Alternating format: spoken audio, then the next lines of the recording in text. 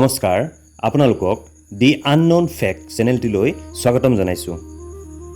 ফেচবুকত যদি চাই আছে টাইমছ অফ সাপেখাতী পেজত আমাক পাব।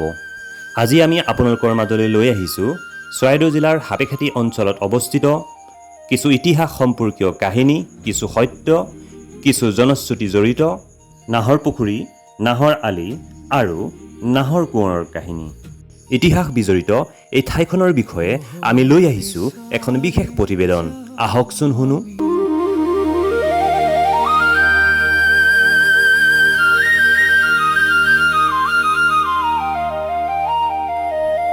নাহৰ পুখুৰীটো বৰ্তমান বৰহাট অঞ্চলৰ নাহৰ কোঁৱৰ গাঁৱত অৱস্থিত। ইয়াৰ একেবাৰে কাষতে লাগি আছে নাহৰ পুখুৰী চাংমাই গাঁও। এই নাহৰ পুখুৰীৰ কাষে কাষে পূবা পশ্চিমাকৈ বৰহাট বৰপাত্ৰ অঞ্চলৰ পৰা আৰম্ভ কৰি গড়গাঁৱলৈকে এটি পথ আছে, যাৰ নাম নাহৰ আলি। অৱশ্যে সোণাৰীৰ পৰা গড়গাঁৱলৈকে এই পথটিৰ বৰ্তমান কোনো চিনমুকাম নোহোৱা হ'ল। এই নাহৰ আলিটো আহোম চাউফা ৰুদ্ৰসিংহৰ দিনত নিৰ্মাণ কৰা হৈছিল বুলি বুৰঞ্জীবিদসকলে ক'ব খোজে।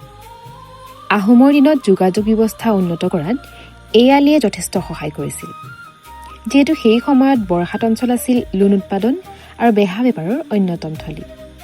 জনশ্ৰুতি অনুসৰি নাহৰ পুখুৰীৰ নাম আহোম ৰাজপুত্ৰ নাহৰ কোঁৱৰৰ নামৰ পৰা আহিছে। কোৱা হয় যে এই পুখুৰীটো তেওঁৰ সৈতে জড়িত হোৱা বাবেই নাহৰ পুখুৰী নামে পৰিচিত হয়, যদিওবা ইয়াৰ সম্পূৰ্ণ ঐতিহাসিক প্ৰমাণ সীমিত। সেইবাবে বুৰঞ্জীবিদসকলে ইয়াক নিশ্চিত ঐতিহাসিক তথ্যৰ সলনি স্থানীয় পৰম্পৰা আৰু লোকবিশ্বাস হিচাপে গণ্য কৰে। স্থানীয় লোকবিশ্বাস মতে নাহৰ কোঁৱৰে এই অঞ্চলৰ উন্নয়ন, যাতায়াত ব্যৱস্থা আৰু বসতি স্থাপনৰ ক্ষেত্ৰত বিশেষ ভূমিকা লৈছিল। ফলত তেওঁৰ স্মৃতিত বহু ঠাইৰ নামৰ আগত নাহৰ শব্দটি জড়িত হৈ পৰে। কোনো কোনো বুৰঞ্জীবিদে ক'ব খোজে নাহৰ কোঁৱৰ আৰু নাহৰ চেতিয়া একেজনেই ব্যক্তি। নাহৰ গীতৰ নাহৰ, নাহৰ কোঁৱৰ, নাহৰ পুখুৰী আৰু নাহৰ আলিৰ মাজত সম্পৰ্ক থাকিব পাৰে, কিন্তু ইয়াৰ সকলো দিশ লিখিত বুৰঞ্জীৰে সম্পূৰ্ণৰূপে প্ৰমাণিত হোৱা নাই আৰু এই বিষয়ত সকলো বুৰঞ্জীবিদ একমত নহয়। ডক্টৰ লীলা গগৈৰ অসমৰ সংস্কৃতিত নাহৰৰ গীতত উল্লেখিত নাহৰ কোনো সম্পূৰ্ণ কাল্পনিক চৰিত্ৰ নহয় বুলি উল্লেখ কৰিছে। তেওঁ নাহৰক এজন ঐতিহাসিক ব্যক্তি বুলি ধৰি লৈ ইতিহাস আশ্ৰিত লোকগাথা হিচাপে ব্যাখ্যা কৰিছে।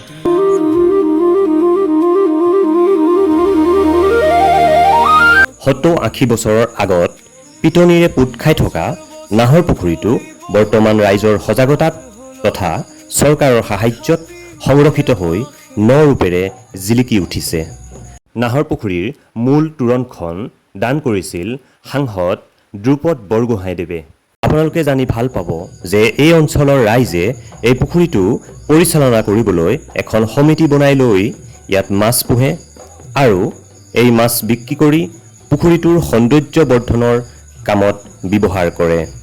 লগতে গাঁৱৰ বাট পথ নিৰ্মাণ বা মেট্ৰিকত সুখ্যাতিৰে উত্তীৰ্ণ ছাত্ৰ ছাত্ৰীক কিছু আৰ্থিক সাহায্য প্ৰদান ইত্যাদি বিভিন্ন উন্নয়নমূলক কাম তেওঁলোকে কৰি আহিছে। আমি পাও সন্ধ্যা নতুনত্ব। বৰ্তমান নাহৰ আলিটো সুন্দৰকৈ নিৰ্মাণ কৰা হৈছে আৰু এই ক্ষেত্ৰত আমি সোণাৰী সমষ্টিৰ প্ৰাক্তন বিধায়ক আৰু যোৰহাট লোকসভা সমষ্টিৰ প্ৰাক্তন সাংসদ মানচাও তপন গগৈদেৱৰ নাম ল'বই লাগিব। তেওঁৰ তৎপৰতাত অসম মালা আঁচনিৰ অধীনত এই পথটি অসম চৰকাৰে সুন্দৰকৈ নিৰ্মাণ কৰিছে। বৰ্তমান এই পথটিত যাতায়াত সুচল হোৱাত এই অঞ্চলৰ ছাত্ৰ ছাত্ৰীৰ লগতে ব্যৱসায় বাণিজ্যৰ লগত জড়িত ব্যক্তি, চাকৰিয়াল সকলোৰে ক্ষেত্ৰত সুবিধা হৈছে। আহকচোন আমি নাহৰ আলিয়েদি ভটিয়াই যাওঁ। খৰিয়াভেটা বৰুৱানগৰ অঞ্চল, ইয়াৰ লগতে এই আলিৰ লগত সংযুক্ত হৈ আছে PCB হায়াৰ ছেকেণ্ডেৰী স্কুল। এই পথেদি আৰু অলপ ভটিয়াই গ'লে আমি পাওঁ সাপেখাতী ফৰেষ্ট ৰিজাৰ্ভ। এই ফৰেষ্ট ৰিজাৰ্ভখন প্ৰায় 1.5-2 কিলোমিটাৰ জুৰি নাহৰ আলিৰ কাষেদি গৈছে। নাহৰ আলিৰ কাষতে লাগি আছে আতাল পথাৰৰ আতাল পুখুৰী। এই পুখুৰীও লগত ইতিহাস জড়িত। নাহৰ আলিৰ লগতে সংযুক্ত হৈ আছে মূল সাপেখাতিৰ ব্যৱসায় বাণিজ্যৰ প্ৰাণকেন্দ্ৰ। ইয়াৰ লগতে সংযুক্ত হৈ আছে 52 নং ৰাষ্ট্ৰীয় ঘাইপথ, যিটো পথ অৰুণাচলৰ লংডিঙৰ পৰা ইটানগৰলৈকে গৈছে। এয়া চাওক, নাহৰ আলিৰ ওপৰেৰে 52 নং ৰাষ্ট্ৰীয় ঘাইপথটি প্ৰায় আধা কিলোমিটাৰমান গৈছে। আৰু এয়া হৈছে ৰহনৰ ভৰালি পুখুৰী অঞ্চল, যিখন ৰহনৰ ব্যৱসায়ৰ প্ৰাণকেন্দ্ৰস্বৰূপ। আৰু আগলৈ ভটিয়াই গৈ থাকিলে আমি পাম ৰহনৰ বিভিন্ন গাঁওসমূহ।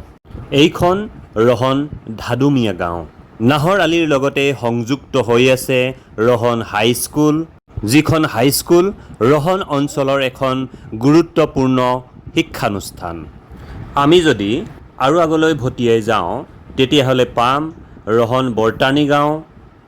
আপোনালোকে চাওক, এয়া ৰহন বৰতানী গাঁৱৰ বিশাল খেতিপথাৰ। আৰু ইয়াৰ পিছতো আমি যদি আৰু ভটিয়াই যাওঁ তেতিয়াহ'লে আমি পাম বৰতানী গাঁৱৰে এখন সত্ৰ, চেঁচা সত্ৰ। নাহৰ আলিৰ মাজেৰে পাৰ হৈ গৈছে টিমন নদী আৰু পৰিছেগৈ দিচাঙত। নাহৰ আলিৰ দক্ষিণ দিশে হাতীপুখুৰী অঞ্চল। আৰু যদি ভটিয়াই যাওঁ আমি তেতিয়াহ'লে পাম মিৰিপথাৰ, লগতে ভজু ৰেলৱে ষ্টেচন।